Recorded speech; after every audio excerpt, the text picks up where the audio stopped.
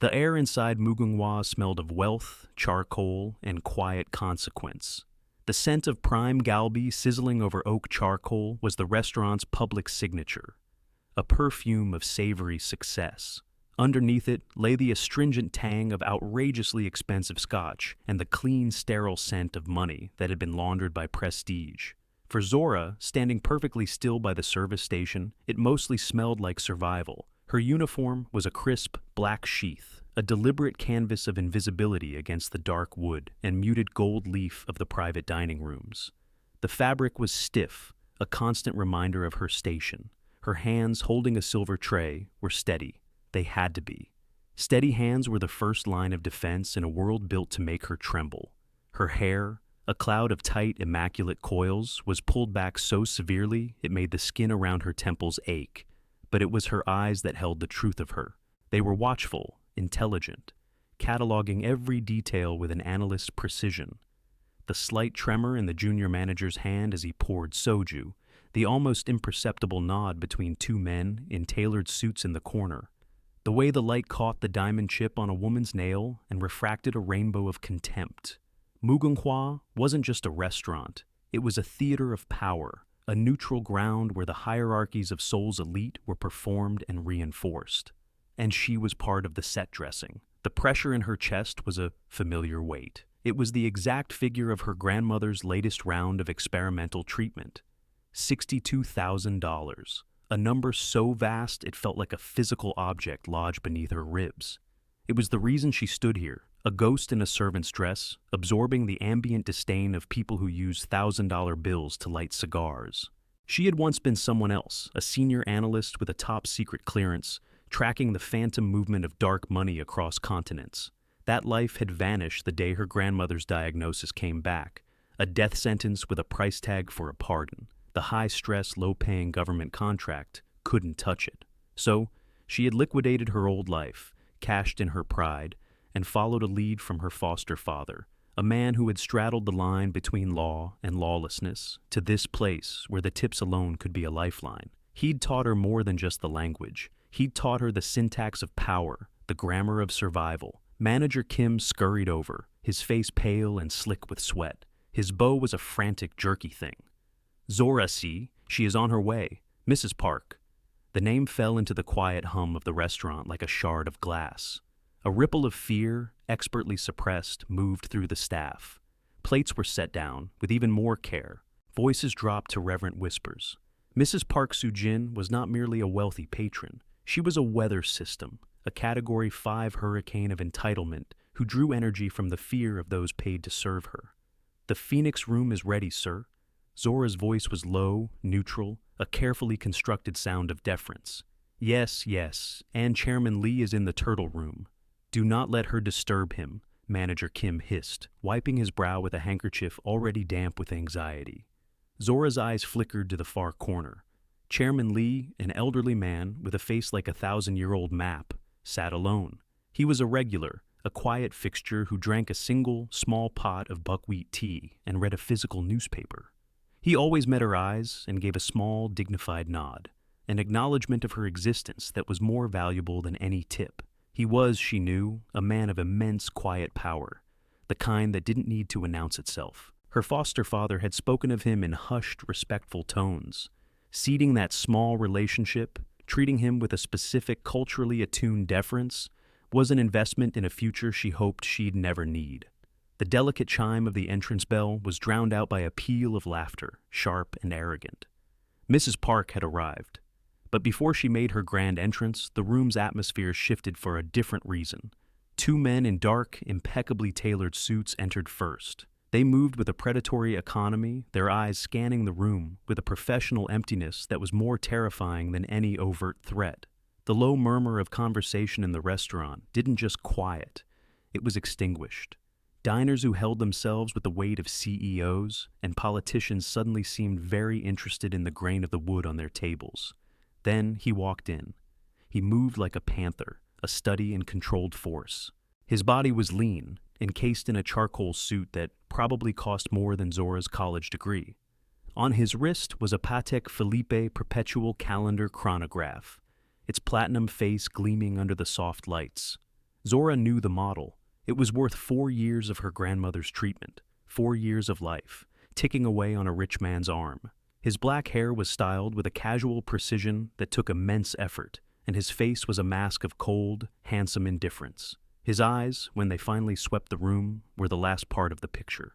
They were chips of obsidian, calculating and devoid of warmth.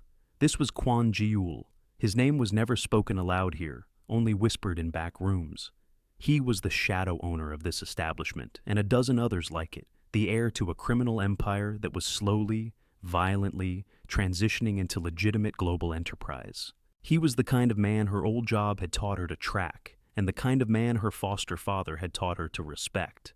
He paused, his gaze sweeping past Zora as if she were a piece of furniture. His power was absolute. He didn't need to speak to command the room. His presence bent the air around him. He and his men were led to a discreet table in the back, one with a clear view of the entire floor, a place for an observer, a predator's perch. Seconds later, Mrs. Park Soo-jin swept in, a whirlwind of Chanel, diamonds, and performative disdain. She was flanked by two other women who mirrored her expression of bored superiority. "Manager Kim, you're looking more pathetic than usual," her voice carried, a deliberate violation of the room's hushed reverence. "The Phoenix Room, and get us a bottle of the 82 Petrus. Don't let your clumsy foreign staff handle it." Her eyes landed on Zora. A cruel smile twisted her lips. It was the smile of a cat that had found a mouse with a broken leg. "You," she snapped, pointing a perfectly manicured finger. "You'll be serving us." Zora inclined her head. "Yes, madam." The words tasted like ash, but the $62,000 was a stone in her gut.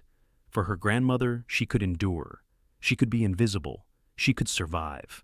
What she didn't know was that from his corner table, Kwon Ji-ul had not looked away. His cold, calculating eyes watched the scene unfold, missing nothing. The theater was set. The tragedy was about to begin. The Phoenix Room was an island of simmering hostility. Mrs. Park held court, her voice a weapon she used to flay the air. Her friends tittered on cue, their laughter as brittle as spun sugar. Zora moved around them with the fluid grace of a dancer, her face a serene mask. She poured the wine, her hand so steady the deep red liquid flowed without a single ripple. She set down the banchan, the small, vibrant side dishes, with meticulous care. Each action was precise, controlled, a silent rebellion of competence against the chaos of her customer. "Slow down," Mrs. Park commanded as Zora placed a dish of seasoned spinach. "Are you in such a hurry to get away from us? Does our presence offend you?" "My only concern is your satisfaction, madam," Zora replied, her voice even. Mrs. Park picked up a piece of scalding hot, freshly grilled wagyu with her chopsticks and held it out. "You there, the foreigner, you look hungry, have a piece." It wasn't an offer, it was a test, a humiliation designed to be refused. Zora met her gaze, held it for a beat too long. "Thank you, madam, but I am not permitted to eat while on duty." The woman's eyes narrowed. "I am giving you permission? Are you refusing my generosity?" She spoke in Korean now, her words fast and sharp, laced with condescending slang Zora wasn't supposed to understand. "This black ghost is too proud for her station. Teach her a lesson." Her friends giggled. The air grew thick with malice. Zora's stillness was absolute. Inside her, a clock began to tick. 3 seconds. 3 seconds where she weighed her grandmother's life against the burning acid of her own shredded dignity. 2 seconds. The memory of her foster father's voice. "Dignity is the only armor they can't strip from you, Zora. Don't ever let them." 1 second. She made her choice. "Your generosity is overwhelming, madam," Zora said in perfect deferential English. "But I must decline." The rejection, polite as it was, enraged Mrs. Park. The performance needed a climax.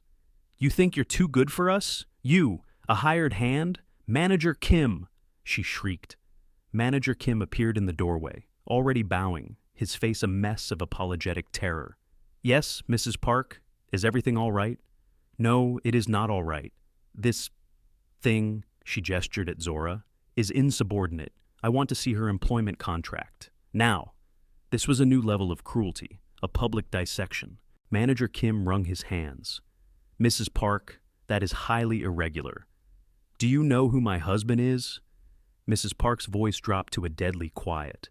It was the question that ended all arguments, the invocation of a power so vast it rendered rules and regulations meaningless. Manager Kim folded. Of course he did. He scurried away and returned moments later with a thin folder, which he handed over with a trembling hand.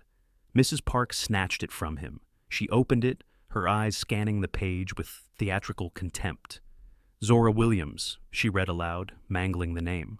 Minimum wage, no benefits, 6-month probationary period. She looked up at Zora, her eyes glittering with triumph. Your entire existence fits on one page. How pathetic. She held the contract up between 2 fingers, as if it were a soiled tissue.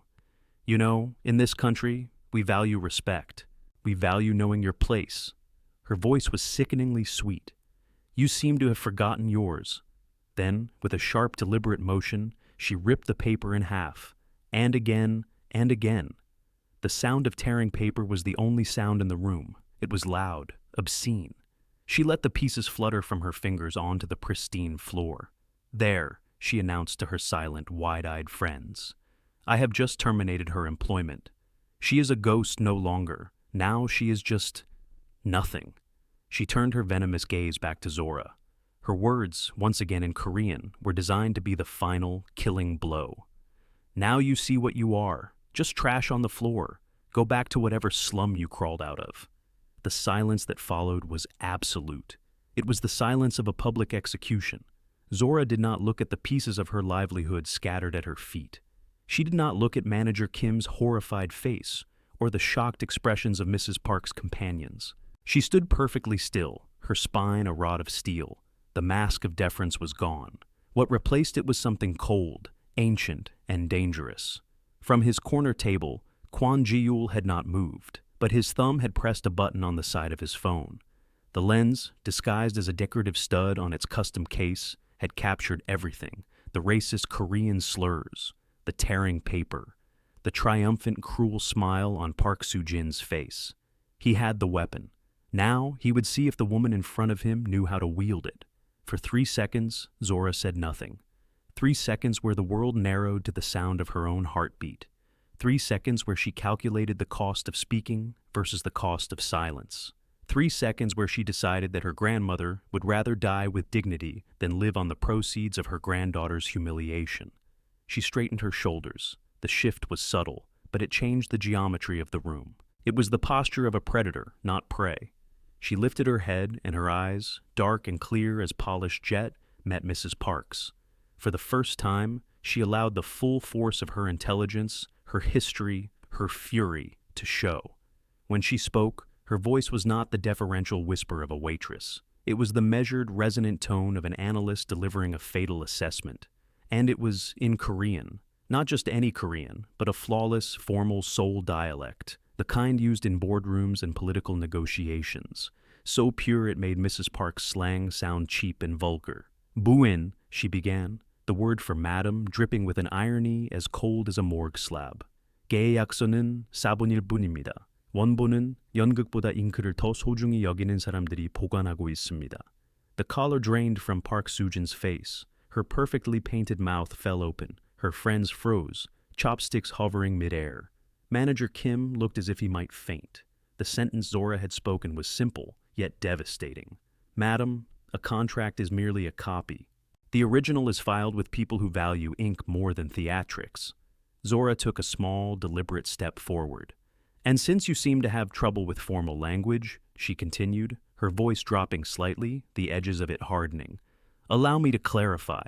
She switched dialects. The shift was shocking, an acoustic impossibility. The soft, elegant tones of Seoul vanished, replaced by the rough, clipped, and notoriously difficult accent of Busan, the dialect of sailors, dock workers, and gangsters. It was the language of her foster father, the language of the Korean underworld. You tore up a piece of paper, she said in the Busan Saturi, her words hitting like stones. You didn't tear up my damn future. You think your husband's name is a shield. It's a target. And you just painted a bullseye on it for everyone to see. The criminal slang she used was so specific, so deep in the lexicon of the Jopak, that for a moment, even Park Soo-jin, a native speaker, seemed to struggle to comprehend the audacity of it. This wasn't just a waitress speaking Korean, this was someone speaking their language, the hidden language of power and violence, better than they did. Mrs. Park finally found her voice. It was a strangled squawk. Who are you? How do you... I'm just a waitress, Zora said, switching back to placid, unaccented English. The mic drop was deafening in its quiet simplicity. A waitress with good ears. Security, Mrs. Park shrieked, her composure shattering completely. Get her out of here! I'll have you blacklisted. You'll never work in this city again. But before any security could arrive, a shadow fell over the doorway. Kwon Ji-yul stood there, flanked by his two silent guards. He hadn't hurried. He didn't need to. His presence was a physical force that silenced Mrs. Park's hysterics instantly. He ignored the fuming woman entirely. His cold eyes were fixed on Zora. There was no pity in his gaze. There was something far more dangerous. Recognition. He saw not a waitress, but a weapon. You are no longer welcome here, Park Soo-jin. His voice was a low rumble, devoid of emotion, but carrying the weight of absolute authority.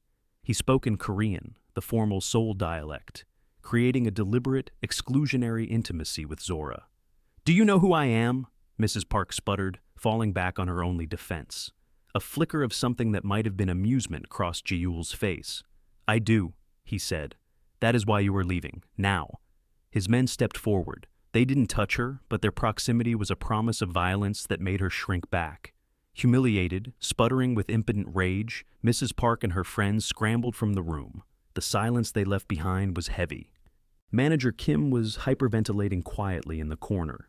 Zora stood her ground, her heart hammering against her ribs, but her expression was calm. She had crossed the Rubicon. Kwon Ji-yul walked toward her. He stopped a few feet away, his gaze intense, analytical. He held up his phone, the screen showing the crystal-clear video of Mrs. Park's entire tirade, the tearing of the contract, the racist slurs. I have a resource, he stated. It wasn't a question. Zora nodded slowly, her mind already racing, calculating angles, leveraging opportunities. The $62,000 weight in her chest was still there, but now it felt less like an anchor and more like fuel. You clearly have a motive, he continued, and a skill set that is not on your resume. My resume is out of date. Zora's voice was steady. He gave a small, almost imperceptible nod of approval. This was not a rescue. This was a transaction.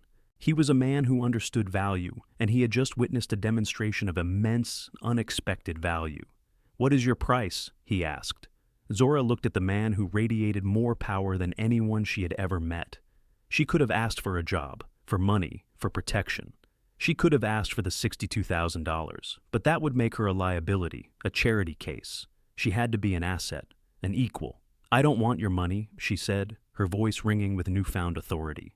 I want access, full and unredacted access to the financial records of Park Industries and every shell corporation associated with Mr. Park Tae-woo. She held his gaze. You provide the infrastructure. I'll provide the kill shot. A slow, dangerous smile touched Kwon Ji-yul's lips. It didn't reach his eyes, but it was a tectonic shift in the landscape of his face. He had offered to buy a soldier. She had just offered to be his general. Done, he said.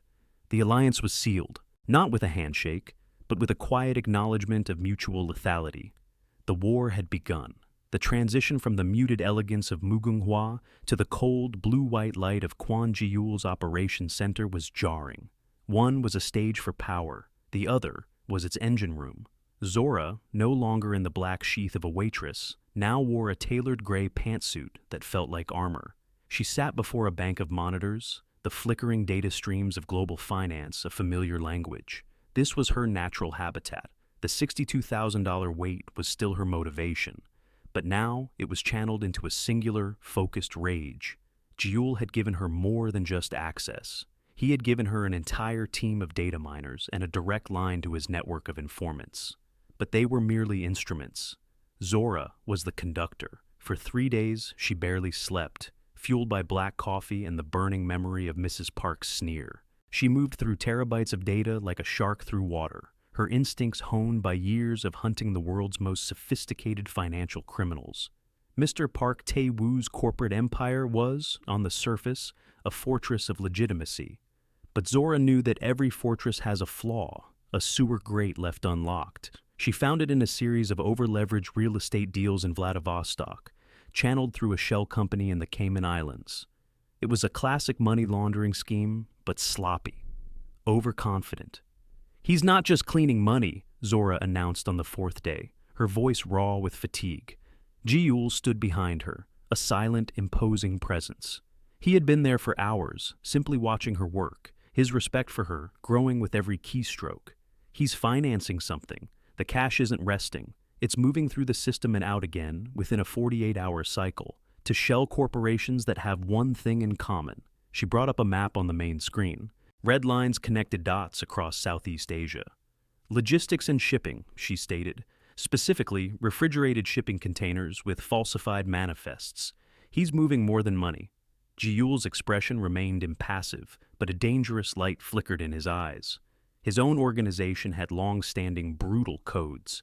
They dealt in gambling, loans, and sometimes violence, but they did not deal in human flesh. "Trafficking," he said. The word was cold steel. "I need to get inside their local hub," Zora said, pointing to a warehouse on the outskirts of Incheon. "The digital trail ends there. The rest of the proof will be on paper, in a physical safe. Old school, arrogant." "I'll send a team," Ji-yool offered immediately. "No," Zora countered, turning in her chair to face him. It was the first time she had directly overruled him. His eyebrows rose a fraction of an inch. "A team is loud. They'll expect a frontal assault from a rival. They won't expect a lone cleaning woman. I've already acquired the uniform, an ID of a contractor who works the night shift there. I'll go in alone." "It's too dangerous." His voice was flat, a command disguised as a statement. "It's more dangerous to assume they're stupid," she shot back. "They're watching you. They're watching your men. They are not watching the woman who cleans their toilets. Your people can handle exfiltration and provide overwatch. But I'm the one who goes inside."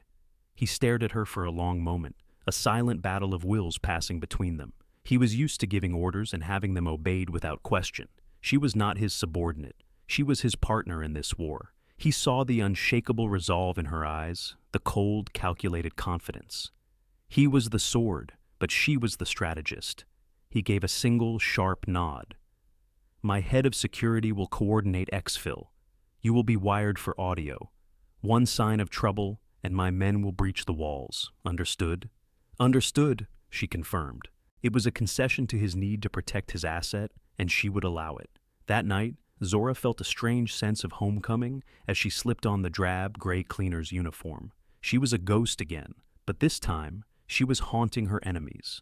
The Incheon warehouse was a vast, cold place that smelled of diesel fuel and despair. She moved through the corridors with her cart, head down, invisible. Her ears, however, were wide open. The tiny receiver in her ear, a silent link to Ji-yool and his team, who were parked a kilometer away in a surveillance van. The office she needed was on the second floor. Using a micro camera, she scanned the lock, transmitting the image. Ji-yool's tech expert had it picked in under 30 seconds. She was inside. The safe was exactly where she'd predicted, behind a cheap painting of a seascape.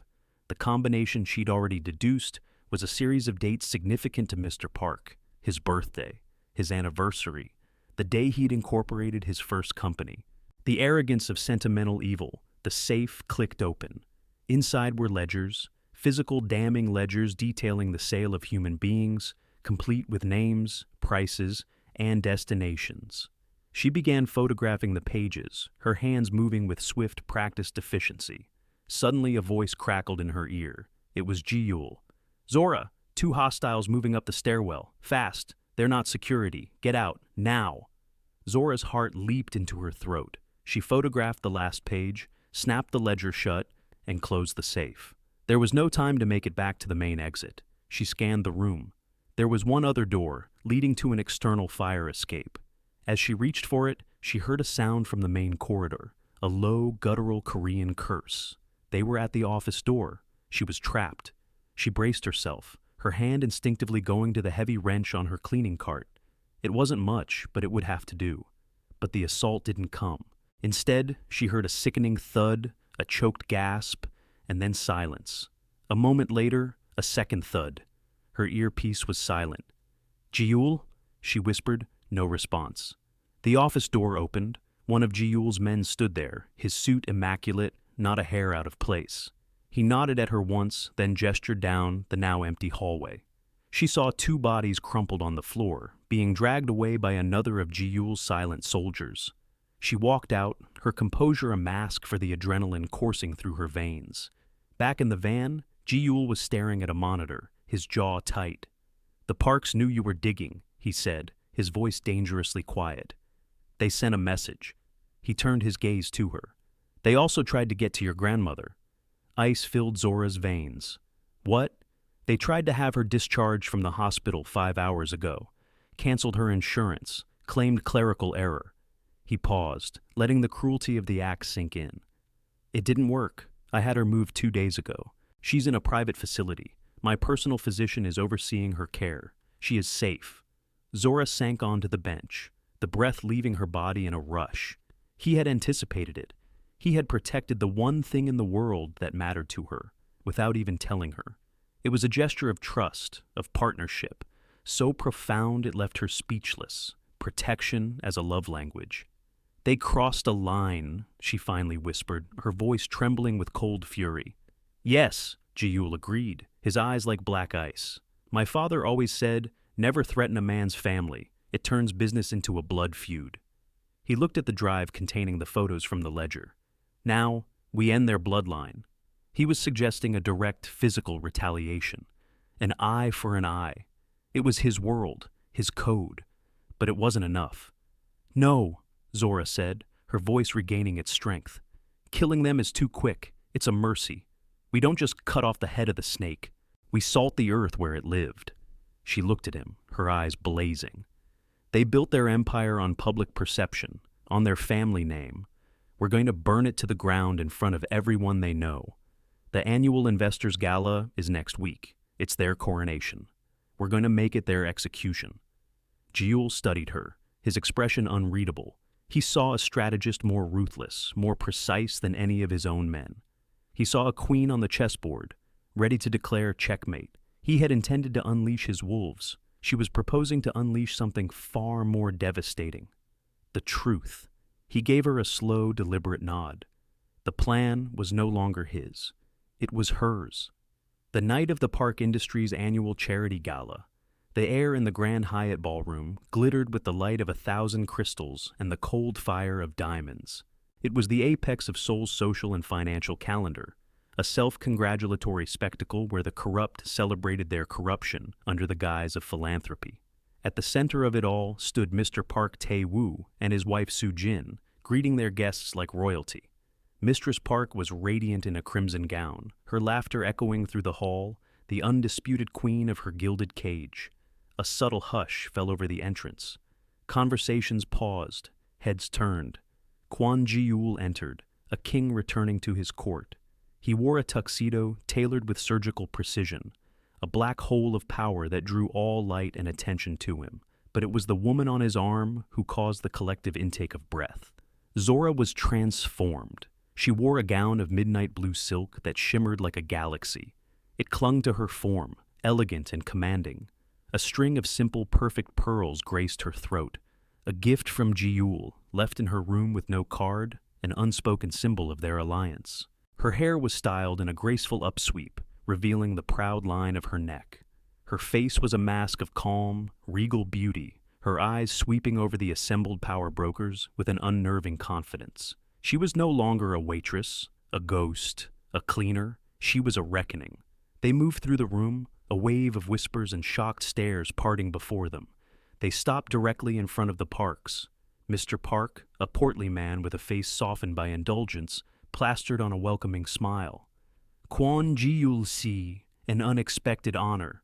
But Mrs. Park was not smiling. She was staring at Zora, her face a frozen mask of disbelief. The recognition dawned, followed by a wave of confusion, and then a flicker of pure animal fear. She saw the same woman from the restaurant, but the context was shattered. The power dynamic was inverted, a nightmare made real. This was her world, her stage, and this specter from a forgotten humiliation had no right to be here, draped in silk and standing beside a man like Quan Ji-yul. "You," Mrs. Park breathed, the single word a cocktail of venom and shock.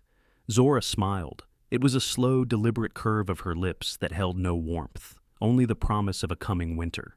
She met the woman's terrified gaze and spoke in the same flawless, formal Korean she had used in the restaurant. "It is a lovely party, Park Soo-jin-si. You have a true talent for theatrics." The callback was a scalpel, precise and cruel. Before Mrs. Park could respond, Ji-yul addressed her husband. "Park Tae-woo-si, there are some associates of mine who wish to speak with you." On cue, several grim-faced men in dark suits, their affiliation marked by a small, discreet pin on their lapels, stepped forward. They were not Ji-yul's men. They were federal prosecutors from the Financial Crimes Unit. "Mr. Park's face went white. "What is the meaning of this?" "The meaning," Zora's voice cut through the air, drawing the attention of everyone nearby, "is that the accounts in Vladivostok have been frozen. The shipping containers in Incheon have been seized. The ledgers have been authenticated." Each sentence was a hammer blow, dismantling Park Tae-woo's empire brick by brick in front of his peers. He stared at her, utterly bewildered. "Who are you?" "She is the new head of my Global Financial Intelligence Division," Ji-yul answered for her, his voice resonating with pride and possession.